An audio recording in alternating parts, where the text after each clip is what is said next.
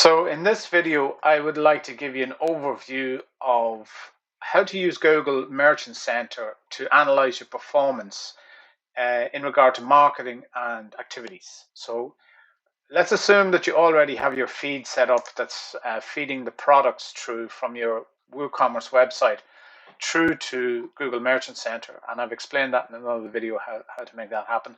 But as I can see here, the feed is working. It's bringing through the images, the products, the prices, and the link, and also the fact that Google has approved them. So I have my feed working, set up, running, and it refreshes every 24 hours. So that's all good.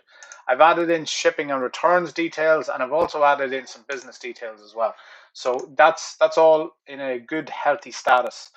Uh, Next up, what I want to show you is the two features that are in the marketing tab. This organic one only appears after a few days, but basically what it says is, do you want to show your products organically across Google? What that means is if somebody searches or they go onto Google Maps or maybe something that shows on YouTube, your product might appear without having to run a paid advertising campaign. What I mean by that is that if I search for these products that I'm just showing you for this illustration, if I what I see here is there is one of my product, but that's a paid ad because I'm running paid ads. But if I click on images, there's one of my products, but that is an organic listing. That's a free listing.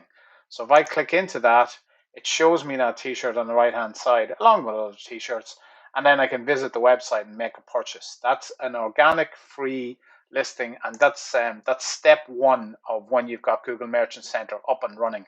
You're able to do that. It will show your products in different areas across images, Google Maps, search. So it'll show them in a few different places. But really, if you want your product to get the best exposure, you're going to need to run a Google ad.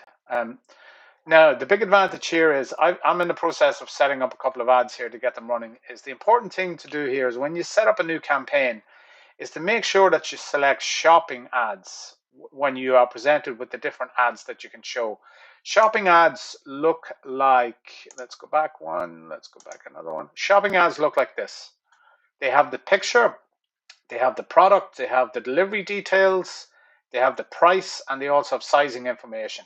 That is different than a normal just plain listing ad that you get with Google where you see promoted, whatever. They look different. They're specifically geared to products that probably will entice somebody to click onto the product and buy it much easier because you can see a picture of it and you can get more information on this. So they are shopping ads, and you really can only run those once you've got your Google Merchant Center filled up, because it's pulling all the information that it needs through from your website. It already has it. Google already has it, instead of you having to upload it into an ad the old way. So anybody who's used to running Google ads will know the difference of what I'm talking about. Having to tell Google all of this information or give it a feed like this to build out that ad. And that's really what the return you get for the effort with the shopping ads, because it's going to be much easier for somebody to see that ad, click on it, because they've got a lot more of the detail and they've actually got an image of it. So it's much more likely they'll click on it. So that's up to you how much you want to spend on an ad campaign. You don't have to spend a fortune to get going. And the smart ads will change. They will show in different places. That's why they have this performance methodology. It'll show it in different places and hopefully you'll get a better result. That's all automatic. The last thing I want to show you is around performance. Now that you've got the products uploaded to Google Merchant Center and they're starting to show, you can see on this graph how many show and how many are clicked on, in a particular day. So the blue line is product clicks and the green line is organic. So that means that organic is just a picture of the product. The blue line is the actual product where somebody can click on it and get the size and the price and all of that type of stuff. So really what we want is the blue line to go bigger, and we want to get the most exposure. Now the ad campaigns will help with that, but that's how you see how your exposure is performing.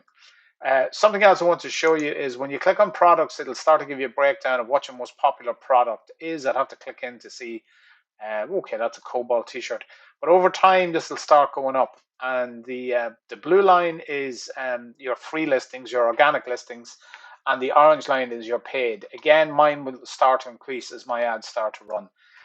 Something I just wanted to show you is about competitive visibility and market demand. Competitive visibility is Google will start to show you similar visibility of similar products like yours on Google and who's selling them.